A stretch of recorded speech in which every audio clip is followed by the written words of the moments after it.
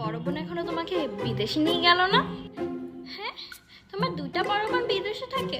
ওরা এখনো ভিসা অফিসারদেরকে বলে দেয় নাই যে তুমি বাংলাদেশে থাকো আর তুমি বাংলাদেশের একটা প্রিন্সেস?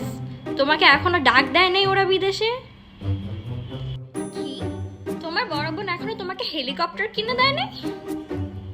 আল্লাহ, কেমন তোমার বড় বোনরা এখনো তোমাকে সোনার খনি পাঠায় নাই? আচ্ছা, তোমার মা তো বিদেশে গেছে, তোমার জন্য কি একটা বিদেশি পাত্র দেখে নাই এখনো? শুন দোস্ত, আমি আগামী মাসে ইউরোপ যাইতেছি, কজ আমি এই মাসেই জার্মানিতে থাকা একটা ব্যাটাকে বিয়ে করছি, ঠিক আছে?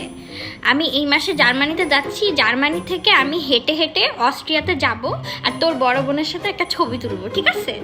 কারণ ইউরোপ তো একটা গ্রামের মতন, তাই না? মানে এই গ্রাম আর ওই গ্রাম, অস্ট্রিয়া এখানে, জার্মানি এখানে।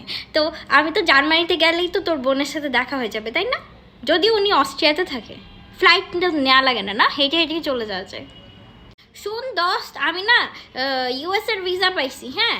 তো আমি তো শিকাগো যাইতেছি। আমি কি তোর বোনের বাসায় থাকতে পারবো, যেটা ফ্লোরিডাতে?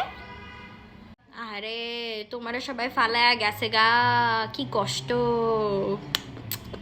আসো আসো, আমার বুকে আসো বাবা। তোমরা মনে হয় অনেক বড় লোক, তাই না? যেহেতু তোমার ফ্যামিলি মেম্বার্সরা বিদেশে গেছে, তোমার এখনই উচিত একটা বিদেশি পাত্র জোগাড় করে বিয়ে করে ফেলা।